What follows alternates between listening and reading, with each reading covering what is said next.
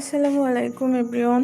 অনেক আপুরা আমাকে মেসেজ করে, আপু তুমি ইফতারির ভিডিও ছাড়ো না কেন, ইফতারির ভিডিও ছাড়ো না কেন, তুমি কি ইফতারিতে কিছু বানাও না? আসলে আপু আমি অনেক ব্যস্ত, এত বেশি ব্যস্ত যে আমি ইফতারি বানানোর সময় পাই না। তো আজকে এই যে আপনাদের জন্য বানালাম। সবাইকে দাওয়াত রইল, আমার বাসায় আসতে তো পারবেন না, তারপরেও দাওয়াত দিলাম।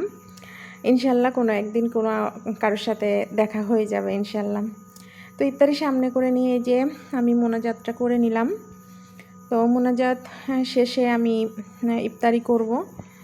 তো আজকে অনেক কিছু বানালাম শুধু আপনাদের জন্য, মানে আপনাদের দেখানোর জন্য আর কি। আপনারা শুধু মেসেজ করেন, আপু ইফতারি বানাও না কেন, ইফতারি বানাও না কেন। আসলে আমি একা মানুষ, আমার যে এক গ্লাস পানি ঢেলে দিবে এমনও কেউ নেই।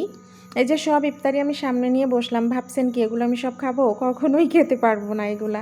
সারাদিন রোজা রেখে কি ইফতারি খাওয়া যায়? তো ইফতারির পরে এই যে একটু মুড়ি দিয়ে ছোলা দিয়ে একটু মাখায় নিলাম, এখানে বুন্দিয়াও আছে। আমি এই খাবারটা অনেক বেশি পছন্দ করি, কিন্তু আসলে ইফতারি করে এত কিছু খাওয়া সম্ভব হয় না। এটা আমি আরও অনেককেরই দিব।